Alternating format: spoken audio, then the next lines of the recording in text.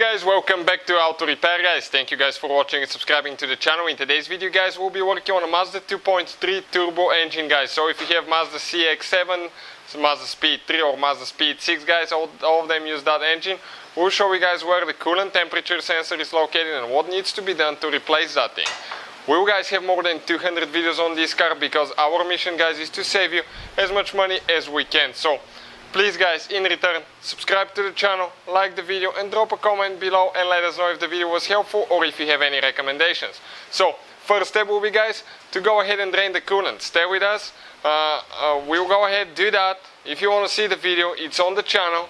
We'll have a playlist so you can see how to drain the coolant, because every time you remove that coolant temperature sensor, the coolant will leak out.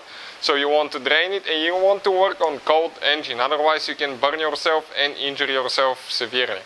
So let's go ahead and start on it now.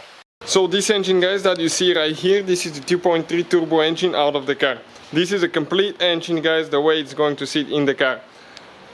We took quite a few things apart, we're replacing timing chains and quite a few things on that car guys, and we decided to show you where the coolant temperature sensor is located, because you will have to remove a few things, okay, to get to it, okay.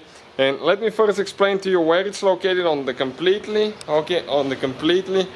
equipped engine. So this is the back side of the engine, this is where your turbo is looking, this is your high pressure fuel pump right here. Looking underneath the high pressure fuel pump right there, okay, next to the left side of the fuel line is your coolant temp sensor. This is the intake boot that goes in the turbo. So how you guys access, okay, how you access that coolant temperature sensor? Let us explain you quick. We removed the high pressure fuel pump, okay, that's one way to do it.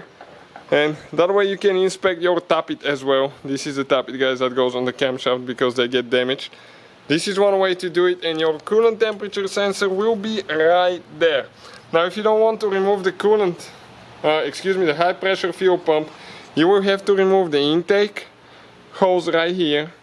You will need to remove the battery. In some cases the battery mount that has one or two bolts.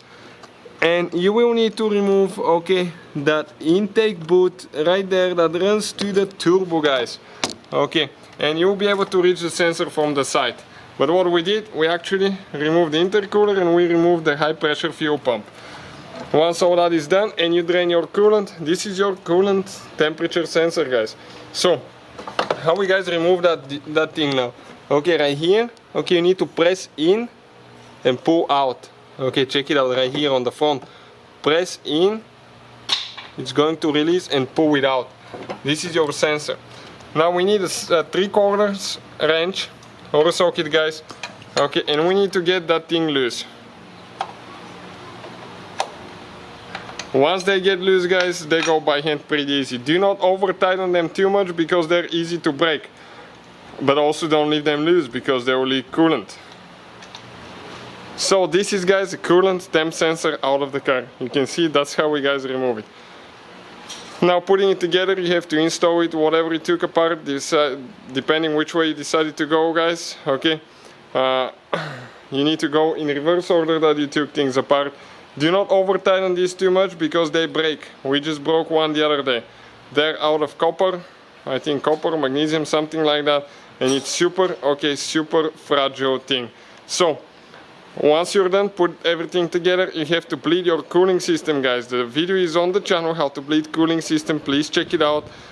It will be very important video, because otherwise, okay, you're going to overheat your car if you don't bleed it the correct way. So check out the replacement sensor listed in the description of the video below. Thank you for watching guys, and see you guys next time.